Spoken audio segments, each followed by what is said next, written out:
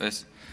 պատիվ ունեմի ելույթները ոնց որ Սերժի ոդկասթը լինեն։ Այդ ոդկասթի սիքուելը ոնց որ լինի, էլի։ Հերիք չի Սերժը ոդկասթ ունի, մի հատ էլ Սերժի ոդկասթն էլ իր ոդկասթը ունի։ Ոնց որ ասենք մի հատ լինում է, չէ, անիմաստ երազ ես տենում, ու մի հատ էլ այդ անիմաստ երազի մեջ անիմաստ երազ տեսնես, էլի, ու այսինքն երբ որ ես իրենց լսում եմ, ուղղակի անհասկանալի է։ Հա? Եվ պարոն Մամիջանին ասում է, մամուլում տեղ գտավ ու շարունակում է մի բան, որը որ ադրբեջանական մամուլում է տեղ գտել։ Խոսքը Ադրբեջանի նախագահի հարցազրույցի մասին է։ Բայց Հայկ Մամիջանյանի եթե որևէ մեկը ասենք Մարսից իջնի եւ լսի, կմտածի, որ հայկական մամուլում է տեղ գտել այն բանը, ինչի մասին որ խոսում է, այսինքն իրեն հարազատ մամուլում է դա տեղ գտել։ Ոնց կարելի է կանգնել եւ չասել գոնե մի հատ ադրբեջանական մամուլում տեղ գտավ, ըստ մամուլում տեղ գտավ եւ հղում է անում Ադրբեջանի արտաքին գործերի նախարարին, որպեսզի կարողանա ինքը իր քաղաքական մեղադրանքը կամ զրպարտությունը հիմնավորի, սա եւս հետաքրքիր նյուանս է, որը որ բացահայտում է իրենց մտածողության բանը, էլի, այդ մակարդակը։ Եվ ես նայում եմ, որ Քոչարյանի, Սերժ Սարգսյանի այս հարցազրույցները, ոդկասթները եւ այլն մարդկանց նյարդայնացնում է, անհանգստացնում է։ Ես ուզում եմ ասել, որ պետք չի նյարդայնանալ սիրելի ժողովուրդ։ Պետք է ուղղակի նայել եւ հասկանալ, որ սա եւս ժողովրդավարության ձեռքբերումն է։ Որովհետեւ որ Սերժ Սարգսյանը պատրաստ է ժամերով նստի եւ ասենք խոսա, Սերժ Սարգսյանը ժամերով նստի եւ խոսա։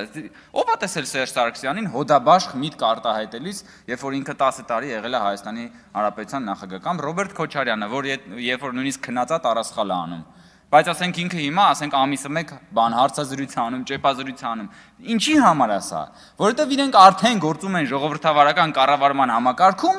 որտեղ իրանք հույսը պիտի դնեն իրանք խոսքի վրա, որովհետև փողի վրա հույս դնում են չի ստացվում, կրիմինալի վրա հույս դնում են չի ստացվում,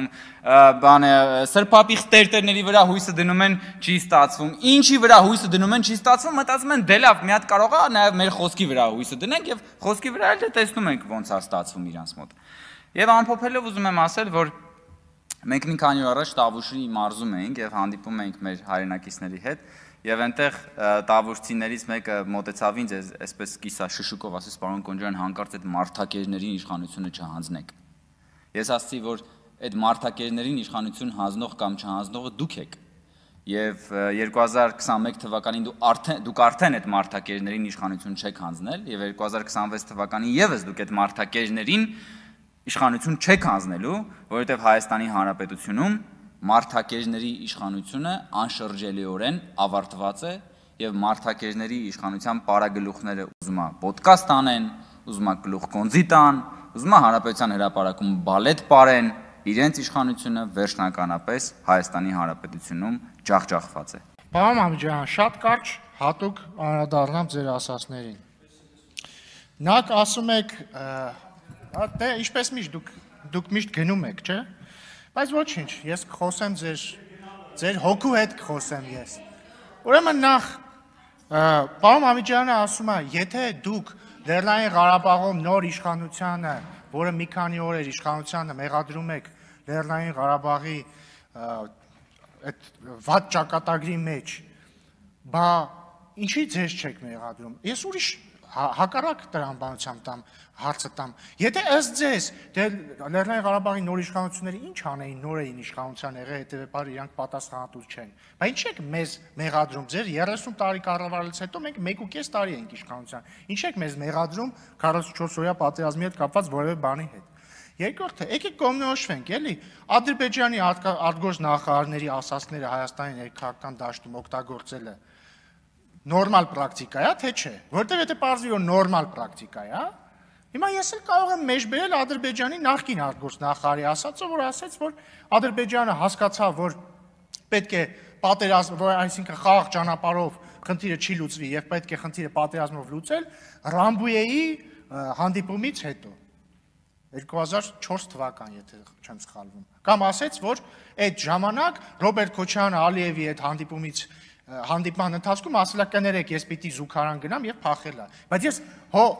ես աննորմալ չեմ դա բերեմ մեր ներքաղաքական դաշտում որպես փաստարկ օգտագործեմ, որտեղ ես չգիտեմ ինքը ճիշտ է ասում թե սուտ է ասում, որտեղ այլ երկրի ներկայացուցիչ է, որը այսքան տարի թշնամության մեջ է մեր այդտեղը։ Ես ինչ բռնեմ իրանց ասածները բերեմ ստեղ որպես փաստարկ ներկայացնեմ։ Եվ բ նույնիսկ եթե ճիշտ է կապ չունի, ես ոնց կարող եմ ինչ Ադրբեջանի, որևէ պաշտոնյայի ասած օգտագործեմ իմ համակարգացու է։ Նույնիսկ եթե այդ համակարգացին ոչ բարով Ռոբերտ Քոչարյանն է կամ Սերժ Սարգսյանն է։ Այ քեզ բան։ Հաջորդը բան թոկերի եւ կարոտկի պավադոկների մասին։ Պարոն Մամիջյանը, որը նոր դուրս եկավ դալիճից, ենթադրաբար արդեն իր կաբինետ է հասնում, զուտ աշխարհագրորեն, որ ես մտածում եմ, իր կաբինետ պետք է հասնելուց լինի, հուսով եմ արդեն ռադիոն կմիացնի եւ կլսի։ Ասում է, բա ո՞նց ենք ստեպ ստորագրել։ Իսկ ի՞նչ եք ստեպ ստորագրել։ Կարող է, որովհետեւ չկարողացաք ասոցիացիան համաձայնագիր ստորագրեք Եվրամիության հետ, որովհետեւ Սերժ Սարգսյանին մի օր, ասենք 2013 թվականի սեպտեմբերին, կանչեցին, ասին, չէ, դու դա չես ստորագրելու, ինքն էլ ասեց, լավ։ Թարգմանաբար եմ լավ ասում, էլի, այլ լեզվով ասեց։ Կարող է դա պատճառը։ Նես որ ես խորհուրդ եմ տալիս ընդհանրապես ելույթ ունենալուց առաջ մի փոքր մտածել, շնորհակալություն։ Շնորհակալություն, մեծարգո նախագահ։ Սիրելի քաղաքացիներ, որոշել էի խոսել քաղաքական մանիպուլյացիայի մասին եւ մի բեռնականակ հացահատիկի պատմության վրա ցույց տալ, թե ինչպես է դա լինում, բայց իմ գործընկեր Ռուբեն Ռուբինյանը առաջ ընկավ ու տեսանյութով արդեն խոսեց այդ մասին։ Ուղղակի ապշել կարելի է, թե ինչպես է հայրենիքի դարդով տապակվող մեր ընդդիմությունը երկու շաբաթում միակողմանի զիջում թմբկահարողից սահուն կերպով վերածվում հացահատիկի փորձագետի, իհարկե այս ընթացքում պահպանելով միևնույն նախանձելի էնտուզիազմը, եւ այս հարցում առաջամարտիկներից մեկը Տիկին Քրիստինե Վարդանյանն է, որը ցավոք դահլիճում չի, ով երկու շաբաթ առաջ Պետրոս Ղազարյանի հետ հարցազրույցում, իդեպ նույն օրը հայտնի էր դարձել, որ Ադրբեջանը վերացրել է դեպի Հայաստան բեռների տարանցման արգելքը, անզիջում պայքար էր մղում, ուրեմն ապաշրջափակման դրական կողմերի դեմ։ Պետրոս Ղազարյանը տեղեկացնում է, որ տարանցման արգելքը վերացված է եւ ասում է, դուք ասում եք, որ միակողմանի է զիջումը լինելու եւ հիմա Ադրբեջանը պատրաստ է թույլ տալ, որ իր տարածքով բեռներ փոխանցվեն Հայաստան, փոխադրվեն եւ Տիկին Վարդանյանը ասում է եւ Պետրոս Ղազարյանը պատասխանում է, որ եւ այսքան տարի չի եղել, հիմա ճանապարհ է բացվում եւ Տիկին Վարդանյանը շարունակում է ասում է, հենց ադրբեջանական ցորեն պիտի գա։ Պետրոս Ղազարյանը ասում է, չէ, ադրբեջանական չի ցորենը, տարանցվելու է, ուղղակի Ադրբեջանի տարածքով է գալու։ Լավ, աշխարհի 200 պետություններից ուրիշ պետություն չկար, որի տարածքով կարող էր ցորեն գալ։ Մենք պիտի կախված լինենք Ադրբեջանից։ Պետրոս Ղազարյանը ասում է, չէ, մենք չենք կախված լինելու մենակ Ադրբեջանից։ Մյուս ճանապարհը մնալու է, ոնց որ մինչև հիմա գարու, բայց մեկ այլ ճանապարհ է բացվելու։ Տիկին Վարդանյանն էլի չի հանձնվում։ Ասում է, բայց ապաշրջափակմանը մենք դեմ չենք, բայց հենց Ադրբեջանի ու Թուրքիայի հետ եւ հələ որ չենք տեսել այդ օգուտները։ Միայն Գևորգ Պապայանի ստատուսներն են։ Ի վերջո, այսօր արդեն մենք ունենք եւ Ռուսաստանից, եւ Ղազախստանից Ադրբեջանի, Վրաստանի տարածքով երկաթուղով Հայաստան հասած հացահատիկ, բայց ինչևէ հանգիստ թողնենք երևի Տիկին Քրիստինե Վարդանյանին, բայց ես ավելի լուրջ հարց եի ուզում տալ ձեզ, հարգելի Հայաստան դաշինքի падգամավորներ։ Նախորդ իմ ելույթում ես պարոն Արծիկ Մինասյանը վիրավորվել էր նրանից, որ ես ընդդիմությանը ասել էի, որ համաձայն եմ իմ գործընկեր Հայկ Կունջորյանի շատ դիպուկ բնութագրման հետ դիմել էի ձեզ իբրև Ժիգուլի ընդդիմություն եւ վիրավորվել էր սրանից։ Իսկ ուրիշ ավելի լուրջ վիրավորվելու թեմա դուք չունեք։ Օրինակ, երբ ձեր քաղաքական ղեկավարը, ով Հայաստանի նախագահ է եղել 10 տարի, նախագահ չի ընտրվել ոչ մի անգամ, բայց Հայաստանի ղեկավարի պաշտոնին է եղել։ Եվ Հայաստանի մասին խոսելիս, Հայաստանի միջազգային տարածքի մասին խոսելիս ասում է 29000 եւ այլն։ Սա ձեզ չի վիրավորում։ Երբ մի մարդ, որը ձեր քաղաքական ղեկավարն է, եւ դուք շարունակում եք նրա խմբակցության անդամներ լինել, մեղադրում է Հայաստանին պատերազմ սադրելու մեջ, սա ձեզ չի վիրավորում։ Միգուցե սրա մասին արժե մտածել։ Շնորհակալություն։ Շնորհակալ եմ ազգային ժողովի մեծարգո նախագահ։ Նախ Տիկին Մկրտչյանին ուզում եմ առաջարկել, որ ինքը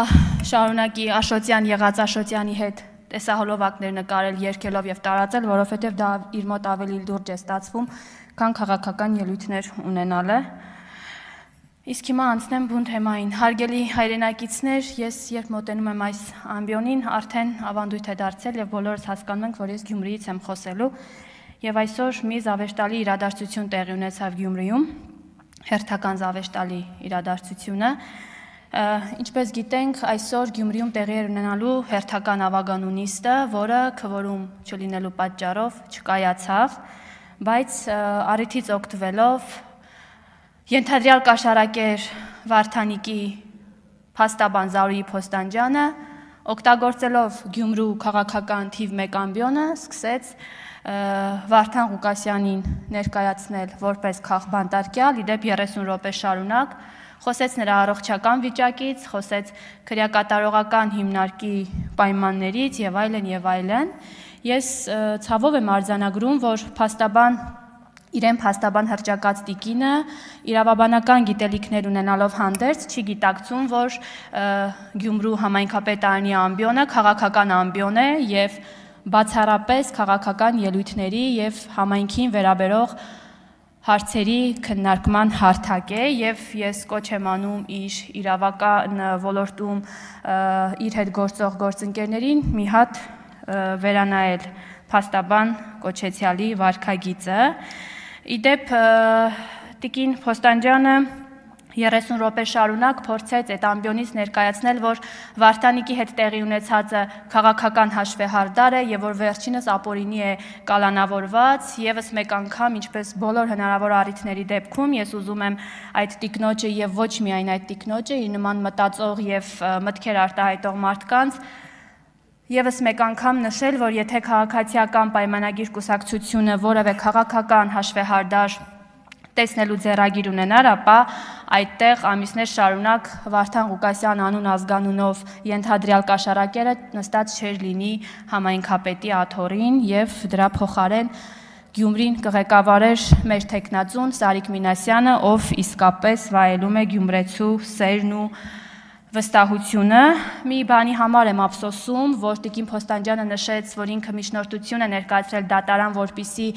Վարդան Ղուկասյանին տեղափոխեն Գևորգ Աջապահյանի խուծ, բայց դատարանի կողմից միջնորդությունը մերժվել է։ Ես շատ ափսոսում եմ դրա համար, որովհետև երկու ենթադրյալ, մեկը ենթադրյալ, մյուսը արդեն վճռով հանցագործները իրար հետ շատ խոսելու բան կունենային եւ միգուցե Աջապահյանի աղոթքներով վերականգնվեր Վարդան Ղուկասյանի առողջական վիճակը, որը վերջին օրերին փորձում են շատ շահարկել։ Շնորհակալ եմ։ Մեծարգո ազգային ժողովի նախագահ, հարգելի գործընկերներ, մի քանի օր առաջ Ռոբերտ Քոչարյանը կրկին հարցազրույց տվեց իր 5-րդ ալիք հեռուստաընկերությանը եւ նա ասում է, որ 2018-ից 2020 թվականներին տպավորություն է ունեցել, որ Հայաստանի իշխանությունները վարչապետ Նիկոլ Փաշինյանը ամեն ինչ անում էին, որպեսզի Ադրբեջանի հետ պատերազմ հրահրեն։ Սա բառացի մեջ բերում է, Քոչարյանը նաև ասում է, որ Նիկոլ Փաշինյանը Ղարաբաղյան հարցում բանակցություններ իր սեփական կետից սկսելու խնդիր է դրել, մոտ 30 տարվա բանակցային ժառանգությունը ջնջել է։ Քոչարյանը նաև պնդում է, որ պատերազմից խուսափելու հնարավորություն կար, բայց հարգելի գործընկերներ, ես ձեր ուշադրությունը հետևյալ հանգամանքի վրա եմ հրավիրում։ Իրականում ով է Քոչարյանի եւ նրա թիմի խոսույթի հեղինակը։ Չզարմանաք, հարգելի գործընկերներ, եթե ասեմ, որ այս մտավարժանքի հեղինակը Ադրբեջանի նախագահն է։ Այո, այս մեղադրանքը հնչել է ուշադրություն 2020 թվականի հոկտեմբերի 15-ին, պատերազմի ընթացքում։ Եվ 5 տարի հետո, երբ անցել է Ադրբեջանի նախագահի հարցազրույցից ժամանակ, կարող եմ ասել, որ ըստ էության Ադրբեջանի նախագահը եւ Ադրբեջանը փոխել են իրենց քաղաքականությունը եւ դրա վառ օրինակը դեմարկացված եւ դելիմիտացված խմբի ձևավորումն է, որի արդյունքում Հայաստանի եւ Ադրբեջանի միջև այլևս գոյություն ունի դեմարկացված եւ դելիմիտացված սահման, երկրորդ, որ խաղաղության օրակարգի շուրջ Ադրբեջանը կամք է ցուցաբերում եւ բանակցությունները շարունակում են, երրորդ, որ այս համատեքստում արդեն օգոստոսի 8-ին խաղաղության հռչակագրի նախաստորագրումն է տեղի ունեցել Վաշինգտոնում, բայց 5 տարի հետո Ադրբեջանի նախագահի մեղադրանքները վարչապետ Նիկոլ Փաշինյանի վերահասցեագրելու համար ցավոք երբևէ Հայաստանի նախագահի բարձրագույն պաշտոնը զբաղեցրած անձը հարմար այլ ժամանակ չի գտել, քան այն օրը, երբ Բաքվում տեղի ունեցել ռազմական շքերթ։ Եվ իդեպ նրա հաջորդն էլ Պոդքասթի 7-ժամյա մենախոսության օրեր ընտրել նոյեմբերի 7-ը։ Սա էլ լավագույն ցանկության դեպքում պատահականություն դժվար է համարել, ահա Հայաստանի երկու նախագահների բարոյալ լքվածության ապացույցը կրկնել 5 տարի առաջվա խոսույթը Ադրբեջանի նախագահի Հայաստանի Հանրապետության քաղաքացու համար դժվար օրով նրան կրկին սպառնալ եւ իհարկե կատարել երրորդ երկրի հրահանգը ցավալի է, բայց փաստ, բայց այն թեզերը, որոնք մեր քաղաքական ընդդիմությունը մեջ է բերում, դրանք սպանված են եւ սպանված են Հայաստանի Հանրապետության ժողովրդի կողմից։ Շնորհակալություն։ Հարգելի հայրենակիցներ, պարոն Թադևոսյան, պարոն Ավետիսյան, ներողություն եմ խնդրում, ես թույլ տվեք ներողություն եմ խնդրում, թույլ տվեք ասել, որ վիճակագրական կոմիտեն քիչ առաջ հրապարակել է 24 թվականի աղքատության ցուցանիշը 23-ի համեմատ 23.7%-ի փոխարեն կազմել է 21.7%, ծայրահեղ աղքատությունը նույնպես նվազել է 1.1%-ից հասնելով 0.6%-ի։ Սա ուղղակի իլրում են։ Իսկ հիմա, սիրելի հայրենակիցներ, ուզում եմ անդրադառնամ առաջիկա կիրակի օրը կայանալի կտրություններին, հարցը, որի մասին ուզում եմ խոսել, վերաբերում է նաև համապետական ընտրություններին։ Խոսքը ընտրություններին մասնակցող քաղաքական ուժերին է վերաբերում, առիթ եմ ունեցել ուսումնասիրել վաղաշաբաթ համայնքի ընտրություններում կուսակցությունների եւ դաշինքների մեջ մտած կուսակցությունների ֆինանսական հայտարարագրերը, որոնք մի ամբողջ տարվա ընթացքում այդ կուսակցությունները չեն ունեցել ֆինանսական միջոցներ, բայց տեսնում ենք, որ ունեն գրասենյակներ, ունեն ֆեյքեր, օգտվում են սոցիալական էջերի գովազդներից, այս ամենը ծախս է, որը արտացոլված չէ այդ կուսակցությունների ֆինանսական հայտարարագրերում։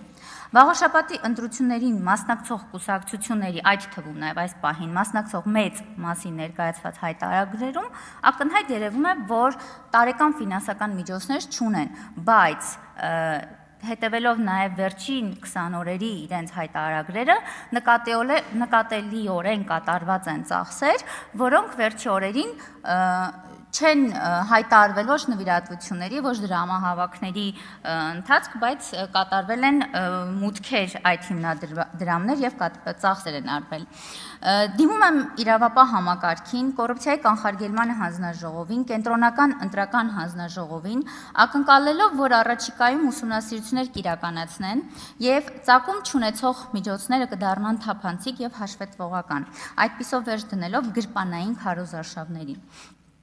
ԿՊ-ն միշտ հրապարակային ներկայացնում է թե ստացված եկամուտները, թե ծախսերը, թե նվիրատուների տվյալները, ու երբ մի բան են նկատում, առանց անգամ ճշտելու, կարող են մի ամբողջ շաբաթ սոցիալական ցանցերում, լրատվամիջոցներում գրել, ջնջել, իմիտացիաներ ստեղծեն, միևնույն է իմացեք, որ Հայաստանի քաղաքական դաշտում էտալոնային միակ թափանցիկ կուսակցությունը դա քաղաքացիական պայմանագիր կուսակցությունը, որ ամեն լուման արտացոլված է եւ այդ իսկ պատճառով ձեզ բազմաթիվ խոսակցությունների առիթ է տալիս։ Խոսքս ուղղում եմ նաեւ վաղաշաբաթի մեր սիրելի բնակիչներին, կոչ եմ անում լինել ակտիվ, կիրակի օրը գնալ ընտրատեղամաս եւ այդպիսով ապահովել բարձր մասնակցություն հանուն համայնքի բարօրության, զարգացման, ենթակառուցվածքների բարելավման։ Մեզ պետք չեն արկածախնդիր ղեկավարներ, մեզ պետք է լուրջ եւ պատասխանատու ղեկավար Հանձինես Արգիշտի Մեխակյանին եւ ուրեմն կիրակի օրը ընտրում ենք համար 7-ին Արգիշտի Մեխակյանին։ Հանրապես պետության հանդեպ վերաբերմունք է, չէ, որ Մամիջանյանը ստեղից կանգնած մարտի 1-ով ու ընտրակեղծարարությամբ ընտրված նախագահային ասում է նախագահ Սարգսյանը ու ասում են Խաթաբալադային համազասպ այդ տոնով ու ասենք ընտրված վարչապետին դիմում միայն ազգանունով։ Դա ելույթս կառուցելուց մտածում էի ոնց պետք է խոսամ այդ ամեն ինչից, հետո մտածեցի, որ Տիկին Աննա Մկրտչյանը ոնց էլ չլինի 3 անգամ իշխանազավթ բառը կօգտագործի ելույթի մեջ եւ ինքը ինձ հուսախաբ չարեց ու կխոսեմ։ Ճիշտ է, Տիկին Մկրտչյանը գնացել է, բայց ես իրան ուզում եմ ասեմ, ես հասկանում եմ, որ դուք տրավմա ունեք անցյալից, ոնց օրինակ մանկական տրավման, բայց ձեր տրավման հեղափոխությանն է վերաբերվում, որովհետև ձեր համար անընդունելին է տեղի ունեցել ժողովուրդը իրականում իր իշխանությունը հետաբերել էլիտաներից, բայց ես ձեզ ուզում եմ հիշեցնել մի ուրիշ բան։ Ուրեմն կարող եք գնալ հետ 2003 թվական, երբ որ ձեր առաջնորդը Քոչարյանի շտաբի պետն էր ու տեղի ունեցան ամենախայտառակ ընտրությունները, որը իմիջիայլոց երևի միակ դեպքն է, որ ընդհանրապես չի ընդունվել ոչ մի միջազգային կառույցի կողմից։ Ոչ մի։ Արձանագրվել է բռնություններ, եղել են 100% ձայն հավաքված տեղեր, եղել են տեղեր, որտեղ մասնակիցներից ավելի շատ ձայներ են եղել են տարատեսակ բռնություններ, 250 բերման ենթարկվածներ, որից 70 կալանավորվածներ, ու այս ամեն ինչին, երբ որ եվրոդիտորդները չէին ուզում ընդունեին այս ընտրությունների արդյունքները, ինչա պատասխանում շտաբի պետը։ Ասում է, ձեր ժողովրդավարությունը մեր ժողովրդավարությունի հետ կապ չունի, դուք բան եք, եվրոպացի եք, դուք չգիտեք մեր մենթալիտետը, ձեր ժողովրդավար մենք մեր ձևով, այդ մեր ձևով ինքը 2003 թվին է ձևակերպել։ Եվ սրանով եւս մեկ անգամ միջազգային կառույցները արձանագրել են, որ ոչ միայն ընտրություններն է կեղծված, այլև այս խոսքով խաթարվում է ընդհանրապես վստահությունը միջազգային կառույցների հանդեպ Հայաստանում։ Էս եք եղել դուք, երբ որ եղել եք շտաբի պետ Քոչարյանի համար։ Ընդհանրապես փոքրիկ իշխանազավթում տեղի ունենում հիմա, եթե ուշադրություն եք դարձրել, պարոն Մամեջանյանը սկսել է խոսալ պատիվ ունեմ մասին որպես հանրապետական կուսակցություն։ Ինչի ես կարամ անեմ հետևությունները, որովհետև այս impeachment-ը իրականում օրակարգ ստեղծելու ձև է, որովհետև Հայաստան դաշինքը այդ միութենականի օրակարգը իրանով է արել, իրանք այդ մասով չեն կարողանում ու իրանց օրակարգ պիտի ստեղծեն, եկել սարքել են impeachment-ը։ Ու impeachment իրանք ձգելու են, իրանք համակերպվել են, սա որպես sense բան, օրակարգ ձգելու են մինչև ընտրություններ,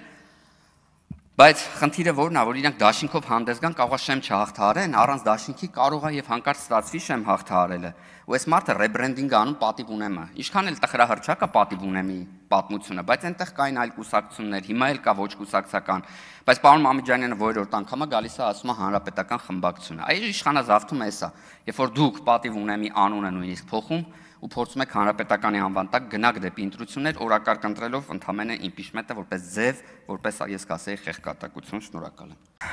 Ազգային ժողովի փոխնախագահ, հարգելի գործընկերներ, սիրելի քաղաքացիներ։ Այս օրերին մենք կրկին տեսնում ենք նույն հին դեմքերը՝ Ռոբերտ Քոչարյան, Սերժ Սարգսյան, այսպես կոչված քաղաքական եկորյակներ, որոնք չեն իջնում եթերից։ Իրար հերթ չտալով դուրս են գալիս բեմ եւ նորից հարձակվում են մեր պետության, մեր պետականության վրա։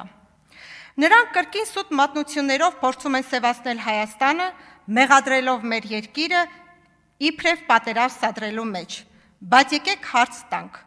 ով է տարիներ շարունակ սադրել, բաժանել, թուլացրել մեր երկիրը։ Ով է հիմք դրել պատերազմների ու հակամարտությունների։ Միթե դա ժողովուրդներ, թե հենց նրանք, ովքեր երբեք չեն հաշտվել Հայաստանի անկախության եւ ժողովրդավարության գաղափարի հետ։ Նրանք չեն կարող ապրել խաղաղության մեջ, որովհետև իրենց քաղաքական էությունը կոնֆլիկտից սնվող է։ Եթե չկա բախում, իրենք պարզապես գոյություն չեն ունենա։ Եթե չկա հակամարտություն, իրենք կորցնում են իրենց դերը։ Եվ այդ պատճառով էլ նրանք ամեն կերպ փորձում են քաոս ստեղծել, որպեսզի նորից դառնան անփոխարինելի։ Բայց ժողովուրդը գիտի նրանց իրական նպատակը, միշտ նույնն է եղել՝ իշխանություն, հանուն թալանի, հանուն վաճառքի, հանուն ծառայության, օտարին։ Սա է նրանց հոգեբանությունը՝ լինել ստրուկ, լինել հպատակ, լինել կամակատար։ Սակայն այսօր Հայաստանի քաղաքացին այլևս չի հաշտվում այդ մտածողության հետ։ Մեր ժողովուրդը արժանի է ապրել անկախ, խաղաղ եւ բարեկեցիկ պետությունում, եւ ոչ ոք, ոչ մի հին քաղաքական գործիչ չի կարող կանգնեցնել այդ ուղին։ Հայաստանը գնում է առաջ, ազատություն, դեպի զարգացում, դեպի փայլուն ապագա։ Եվ ոչ մի սուտ մատնություն, ոչ մի ստրկական մտածողություն չի կարող մեզ վերադարձնել անցյալի խավարին, փառք անկախ Հայաստանին։ Շնորհակալություն, հարգելի գործընկերներ։ Իդեպ քիչ առաջ, երբ ու դաշինքի մեր գործընկերները լքում էին դահլիճը եւ պարոն Ռուբինյանը արձանագրեց, որ հերթական անգամ լքում են դահլիճը, տիկին Աննա Մկրտչյանը պատտվեց, չգիտեմ, ոմանք լսեցին թե ոչ, ասաց, այո, մենք ձեզանից զզվում ենք։ Եվ թերևս ըստ տիկին Մկրտչյանի մետաղյա տրամաբանության, այն, որ մենք բոլորս այստեղ համբերատար լսում ենք իր խորիմաստ ելույթները եւ ներկա են գտնվում, թերևս իր տրամաբանությամբ մենք իրեն եւ իրենց սիրում ենք, պետք է հիասթափեցնեմ մեր գործընկերներին, այնուամենայնիվ մենք չենք հանդիսանում ձեր երկրպագուները։ Սա, ու իդեպ, այս կոնտեքստում պարոն Մամիջանյանն ասում է նախագահ Սերժ Սարգսյանի պոդկաստին տրված հարցազրույցը, ծավալուն հարցազրույցը, պոդկաստին այդ 18+ ֆորմատի խուժանական այդ քֆուրչի խեղկատակների հաղորդման մասին է խոսքը, ես կարծում եմ այսքանով այդ մենք ձեզանից զզվում ենք եւ այդ բովանդակությունը ամբողջությամբ արտացոլում է իրենց էությունը եւ անցնելով բուն ելույթից հարգելի գործընկերներ, օրս Հայաստանի նախկին երբևէ չընտրված երկու նախագահները իրար վրա ծավալուն հարցազրույցներ տվեցին, իրենց սեփական ռոպագանդիստներին լսելով միայն իրենց ցանկալի հարցերը, դրանք լի էին արդեն 5 տարի շարունակ կրկնվող ստահոդ մեղադրանքներով ուղղված ժողովրդի կողմից ընտրված իշխանության եւ այլ մանիպուլյացիաներով, ցավոք ժամանակը չի հերիքի դրանց անդրադառնալ բոլորին եւ թերևս Սերժ Սարգսյանի մասով իր դպրոցաշինության եւ կոռուպցիայի համեմատականները ամբողջությամբ ամփոփում են այդ 7 ժամանոց ծավալուն մենախոսությունը։ Ես կանադառնամ Ռոբերտ Քոչարյանի ուրեմն հարցազրույցից մի դրվագի, ընդհանրապես մի հատված, 1 ժամ տևացող հարցազրույցից, որտեղ վերջինս ընդհանրապես մեկ բան է ասում, որ իրականությանը համապատասխանում է, այն է, որ Հայաստանի անվտանգությունը այդ թվում կախված է զարգացած եւ արդիական բանակով եւ որ մենք պետք է մեծագույն ռեսուրսներ ուղղենք այս ուղղությամբ եւ բանակը պետք է հզորացնենք եւ արդիականացնենք եւ այստեղ հարց է առաջանում ընդհանրապես երեսպաշտության այս մակարդակը པարզ չի երբ իր առաստաղին կհասնի այսինքն սրա մասին խոսում է Ռոբերտ Քոչարյանը ում պաշտոնավարական տարիներին Հայաստանի եւ Ադրբեջանի ռազմական բյուջեները 5 անգամ փոխվել են հօգուտ Ադրբեջանի սիրելի հայրենակիցներ 5 անգամ եւ այս մարդը լուրջ դեմքով խոսում է զարգացած բանակի եւ արդիականացված բանակի մասին ցավոք ժամանակը չի հերիքի եւս այլ թեմաների անդրադառնալ հնարավոր առիթների դեպքում կանադառնանք շնորհակալություն պարոն Աղաջյան դուք ի պատասխան Տիկին Մկրտչյանի խոսքերին ուղղված առ մեզ կամ ինձ որ ինքը զզվում է մեզնից կամ ինձնից, ասացիք, որ մենք էլ իրենց երկրպագուն չենք, բայց պետք է ասեմ, որ ես Տիկին Մկրտչյանին շատ լավ եմ վերաբերվում, ես համարում եմ, որ ինքը կրթված, բարետես երիտասարդ կին է, որը այլ պայմաններում կարող էր մեծ հաջողությունների անցնել կյանքում եւ քաղաքականության մեջ, ուղղակի Սերժ Սարգսյանը իրեն չարիքի մեջ է դաստիարակել եւ ըստ էության խավարի մեջ է պատել իր երիտասարդ հոգին, բայց պետք է իրեն ջերմություն եւ բարություն տալ եւ կարեկցանք տալ եւ ես վստահ եմ, որ ինքը կգտնի լույսի ճանապարհը։ Պարոն Ռուբինյան, թույլ տվեք ձեր ասացին անդրադառնալով ասել, որ ես օրինակ ադրբեջանցի պաշտոնյայի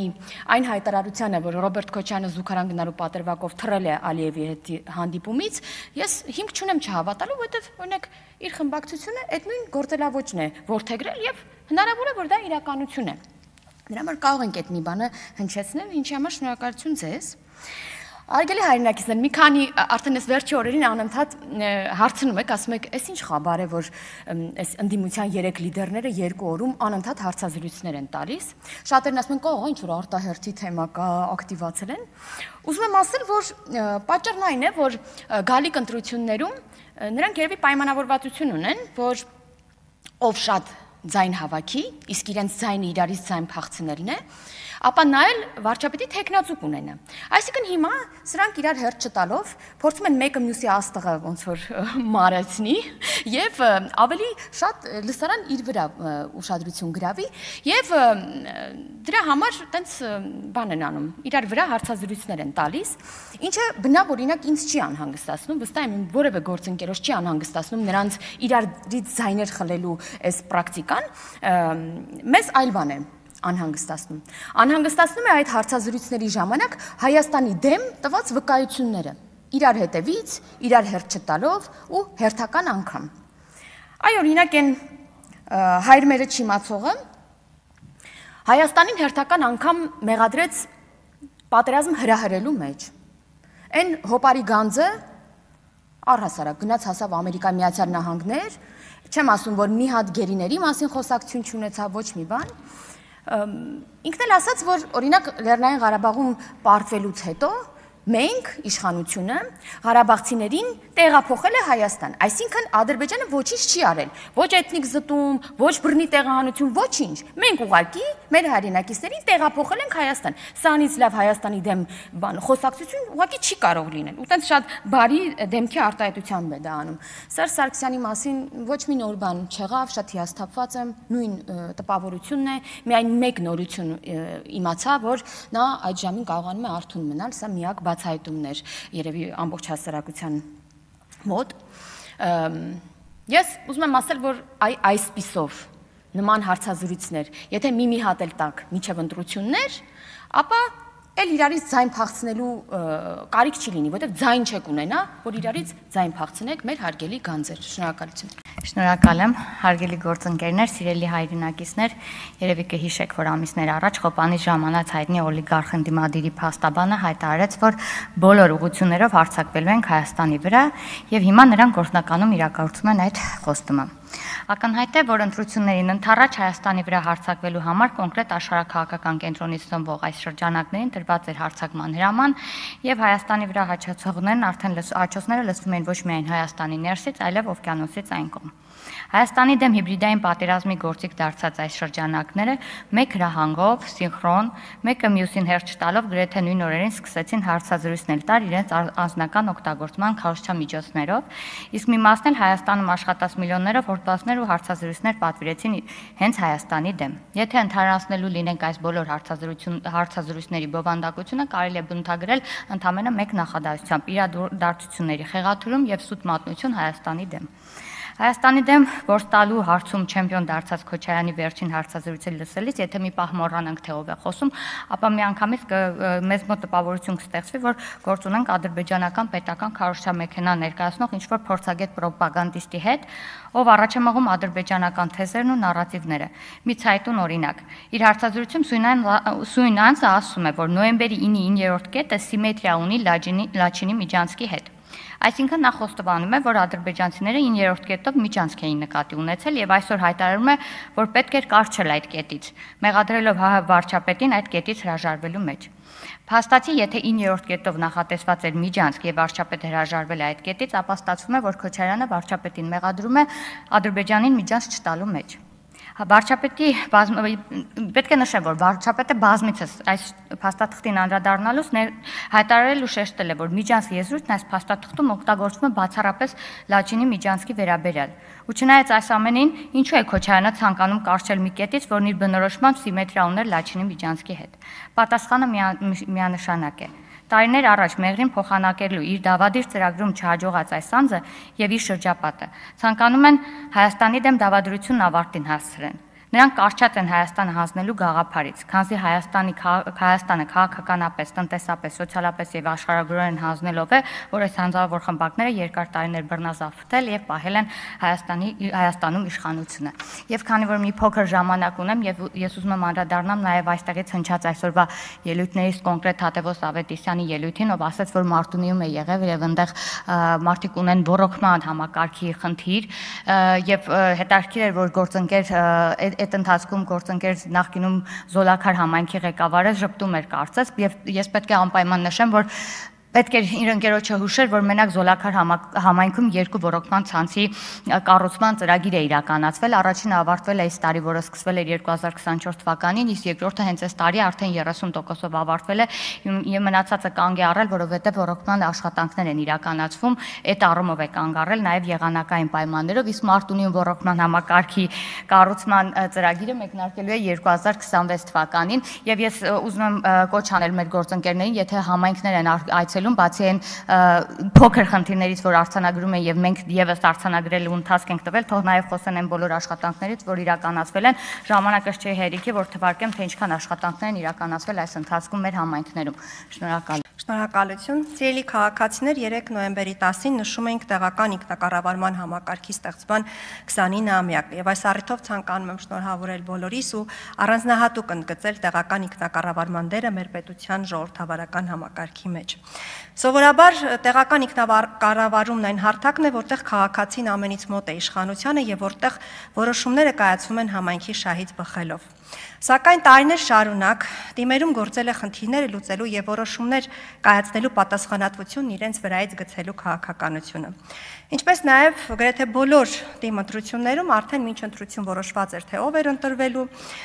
եւ որևէ մեկն այլևս իրավունք չուներ որպես տեխնացու մասնակցելու այդ ընտրությանը։ Դրա հետ մեկտեղ որևէ այլ տեխնացուի առաջադրում կամ ֆիկտիվ բնույթ էր կրում ստեղծելու մրցակցային ընտրությունների ծխածածկ կամ իրականում առաջադրված տեխնացուին հասցնում էին ինքնաբացարկի։ Եվ ընտրությունը երբեք չի եղել համայնքի ծրագրերի զարգացման գաղափարների միջև, այլ միայն անձերի եւ մեծ ու փոքր գերդաստանների միջև։ Այս տարիների ընթացքում իսկապես մեր համայնքներն ու բնակիչները անցել են բարդ ճանապարհ, հաղթահարելով բազմաթիվ մարտահրավերներ, սկսած ընտրությունների արդյունքների ոչ արժանահավատ լինելուց մինչև անբարեկարգ փողոցներ, անհրապույր մանկապարտեզներ ու դպրոցներ կամ դրանց բացակայություն, որը զրկել է քաղաքացիներին բարեկեցիկ կյանքի գույները զգալու հնարավորությունից։ Սակայն այսօր անկախությունից ի վեր ավելի քան 3 տասնամյակ հետո համայնքներում եւ անգամ ամենահեռավոր բնակավայրերում տեսնում ենք, թե ինչպես են արագորեն զարգանում բնակավայրերը, բարեկարգվում եւ լուսավորվում փողոցները, հիմնանորոգվում կամ կառուցվում մանկապարտեզներ ու դպրոցներ, սահմանամերձ բնակավայրերում կառուցվում են տներ եւ բոլոր համայնքներում զարգացումն արդեն իրականությունը։ Շատերը լսած կլինեք, որ մեր քաղաքացիները ասում են, չենք հավատում, որ այս ամենը իրականություն է, որ մեր ջրի գազաֆիկացման փողոցների հարցը լուծվել է, որ մեր երեխաները հաճախելու են այսպիսի դպրոցներ ու մանկապարտեզներ, որովհետև շատերի համար սա տարիներ շարունակ եղել է անիրականանալի երազանքների շարքից։ Սիրելի քաղաքացիներ, մասնավորապես սիրելի վաղաշաբաթցիներ, նոյեմբերի 16-ին ձեզ համար շատ կարևոր օր է։ Այդ օրը դուք կատարելու եք ընտրություն ձեր համայնքի զարգացման կամ հետընթացի միջև։